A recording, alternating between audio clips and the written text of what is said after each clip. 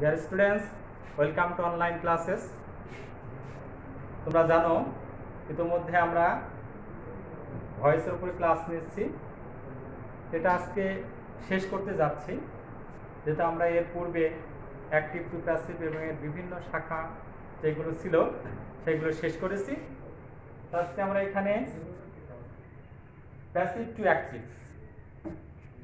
Active উপরে আমাদের কাজ করতে হবে। তো সেখানে প্যাসিভ টু অ্যাক্টিভ সাধারণত দুই ধরনের থাকে। আমরা একটা দেখতে পাই অবজেক্ট সহ, আর একটা দেখতে পাই অবজেক্ট বিহীন। এখানে যেটাই হোক সেটার স্ট্রাকচার আমরা এইভাবে লিখতে পারি। প্যাসিভ টু অ্যাক্টিভের স্ট্রাকচার প্রদত্ত সেন্টেন্সের অবজেক্ট সাবজেক্ট প্লাস সেই টেন্স অনুযায়ী অ্যাক্টিভ ফর্ম অর্থাৎ টেন্সের স্ট্রাকচার প্লাস ভার্ব প্লাস বাকি অংশ। যেমন আমরা এখানে যদি একটা স্ট্রাকচার লিখি, সেখানে লিখব প্রদত্ত সেন্টেন্সের অবজেক্টের সাবজেক্ট প্লাস টেন্স অনুযায়ী ভার্ব, অর্থাৎ তোমার এখানে সাহায্যকারী ভার্ব থাকলে সেই টেন্স অনুযায়ী সাহায্যকারী ভার্ব দিতে হবে, কিংবা শুধু যদি প্রেজেন্ট ইনডিফিনাইট কিংবা পাস্ট ইনডিফিনাইট হয় তাহলে সেখানে তোমার মূল ভার্বটা দিতে হবে, প্লাস প্রদত্ত সেন্টেন্সের সাবজেক্টিভ অবজেক্ট, অর্থাৎ যেটা সাবজেক্ট থাকবে সেটাকে আমাদের অবজেক্ট বানাতে হবে। যেমন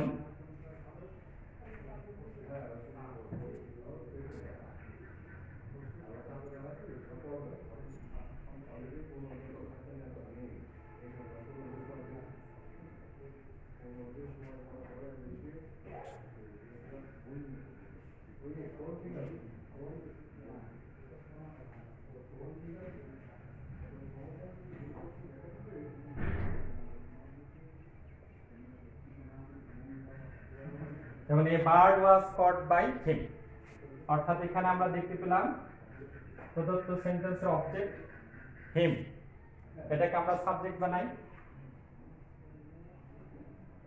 হি, তারপর বলা হচ্ছে টেন্স পারসন নাম্বার অনুযায়ী ভার্ব, অর্থাৎ আমরা এটা জানতে পারছি ওয়াজ প্লাস মূল ভার্বের পাস্ট পার্টিসিপল থাকলে সেই সেন্টেন্সটা পাস্ট ইনডিফিনাইট টেন্স হয়। তাহলে পাস্ট ইনডিফিনাইট টেন্স হলে তার স্ট্রাকচার অনুযায়ী সাবজেক্ট প্লাস মূল ভার্বের পাস্ট ফর্ম প্লাস অবজেক্ট, তাহলে হি, তাহলে মূল ভার্বের পাস্ট ফর্ম অর্থাৎ কট, কটের পাস্ট ফর্ম আমরা জানি কট হয়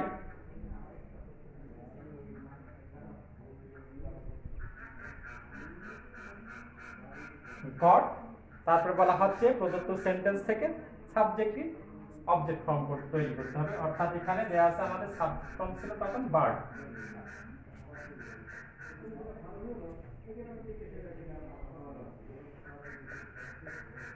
caught a bird,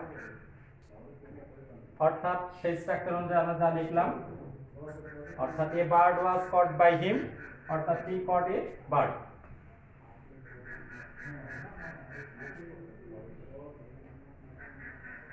এইভাবে আমরা আরেকটা সেন্টেন্স লিখতে পারি, যে সেন্টেন্সে আমরা দেখতে পাবো অবজেক্ট নেই, অর্থাৎ অবজেক্ট নেই এই ধরনের সেন্টেন্সকে আমরা কিভাবে প্যাসিভ থেকে অ্যাক্টিভ করব। সেখানে অবজেক্ট না থাকলে আমরা ওর সাথে সামঞ্জস্যপূর্ণ একটা অবজেক্ট ধরে নিতে হবে, আমাদেরকে দেখতে হবে কাদের দ্বারা কাজটা হয়ে থাকে বা কার দ্বারা কাজটা হয়ে থাকে, সেই ধরনের কাজ আমরা সেখানে অবজেক্টটাকে ধরে নিয়ে আমরা সাবজেক্ট বানাবো। এই ধরনের আমরা একটা সেন্টেন্স লিখতে পারি, অর্থাৎ এর স্ট্রাকচার এইভাবে দিতে পারি যে প্রদত্ত সেন্টেন্সের অবজেক্টিভ সাবজেক্ট, অর্থাৎ আমাদের সেন্টেন্সের সাথে মিল রেখে অবজেক্টটাকে সাবজেক্ট বানাতে হবে, প্লাস টেন্স অনুযায়ী ভার্ব প্লাস প্রদত্ত সেন্টেন্সের সাবজেক্টের অবজেক্ট। যেমন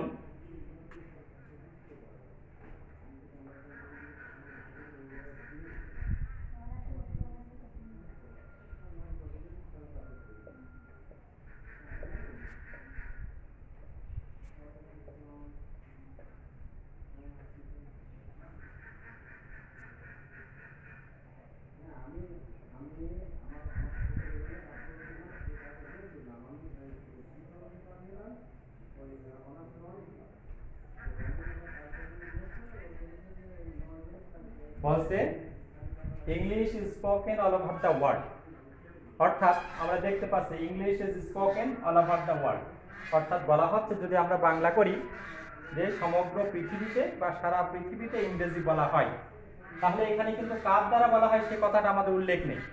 সুতরাং আমাদের এখানে ধরে নিতে হবে, অর্থাৎ ইংরেজিতে কথা বলে কে, এটা আমরা নিশ্চয়ই জানি তাই না। ইংরেজিতে কথা বলে কে, কথা বলার ধরনটা অর্থাৎ মানুষ কথা বলে, অর্থাৎ তুমি কি এখানে অবজেক্টটাকে বাই ড্যাশ, অর্থাৎ বাই হিসেবে আমরা কাকে নিতে পারি, অর্থাৎ কথা বলে কিন্তু মানুষ, অর্থাৎ বাই পিপল, অর্থাৎ English is spoken all over the world, আমরা এটা লিখতে পারি English is spoken by people all over the world. তাহলে এখানে আমরা অবজেক্টের সাবজেক্ট ফর্ম তৈরি করি, পিপল নেই,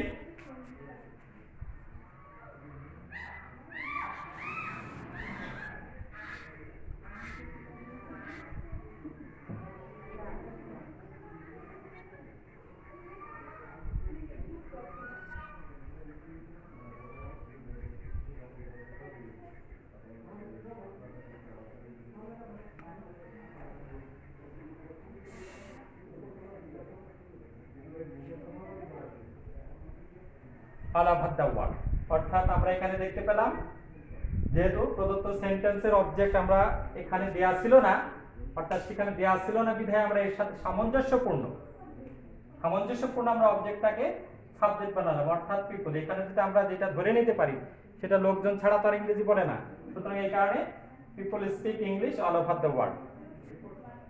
আমরা আরেকটু উদাহরণ দিলে পরিষ্কার হওয়া যায়।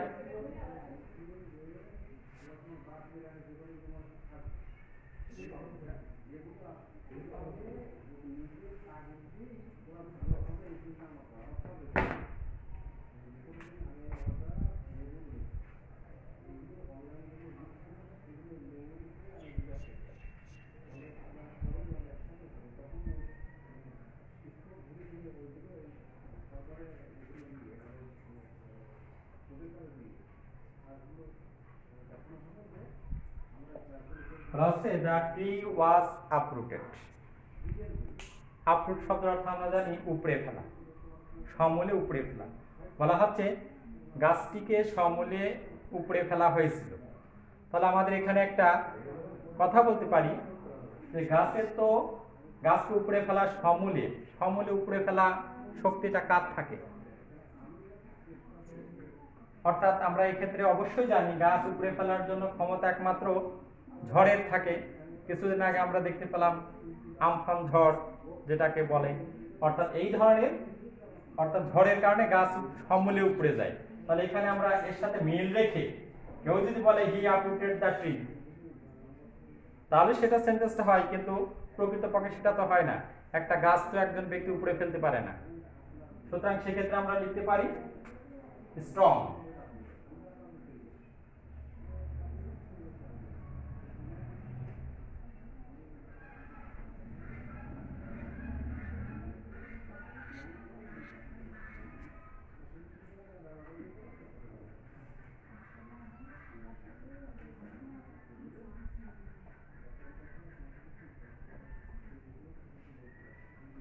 এইভাবে আমরা কিছু অনুশীলন করতে পারি, যেমন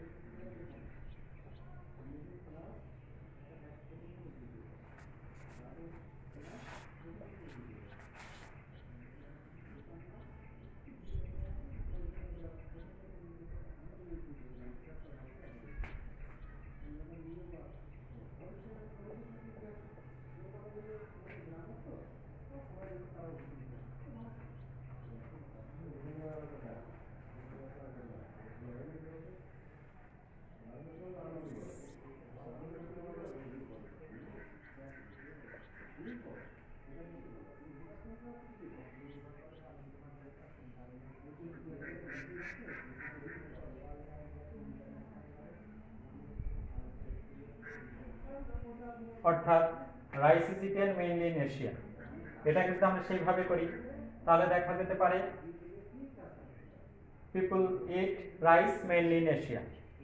দ্বিতীয়তে আমরা দিতে পারি my bag has been lost, অর্থাৎ আমার ব্যাগ হারিয়ে গেছে। অর্থাৎ কে হারাতে পারে? নিজের ব্যাগ সাধারণত নিজে হারিয়ে ফেলি আমরা। তাহলে আমি এইভাবে লিখতে পারি I have lost my bag, a fish was caught by them. বলা হচ্ছে তাদের দ্বারা একটা মাছ ধরা হয়েছিল। তাহলে এটা আমরা সেভাবে বলতে পারি, যেহেতু সরাসরি আমাদের অবজেক্ট দেয়া আছে। তাহলে টেন্স অনুযায়ী আমরা এটা জানি পাস্ট ইনডিফিনাইট টেন্স, সেই সূত্রে দে কট এ ফিশ। এইভাবে অনেক বলা যেতে পারে। Bangladesh is called the land of rivers, বাংলাদেশকে নদীর দেশ বলা হয়। Bangabandhu is called the poet of politics, বঙ্গবন্ধুকে রাজনীতির কবি বলা হয়। অর্থাৎ কে বলে? বলা হলো Bangabandhu is called the poet of politics. সুতরাং কে বলে? জনগণ বলে থাকে। সুতরাং আমরা সেখানে বলতে পারি people call Bangabandhu the poet of politics. বাংলাদেশকে নদীর দেশ বলা হয়। Bangladesh is called the rivers of Bangladesh, তাহলে বাংলাদেশকে নদীর দেশ কে বলে? জনগণ বলে থাকে। People call Bangladesh the rivers of Bangladesh. এইভাবে আমরা প্যাসিভ টু অ্যাক্টিভ সহজেই সমাধান করতে পারলাম। এর পরবর্তী ক্লাসে ট্রান্সফরমেশন অফ সেন্টেন্সের সিম্পল কমপ্লেক্স কম্পাউন্ড এর উপর আমাদের আলোচনা হবে। আজ এই পর্যন্তই।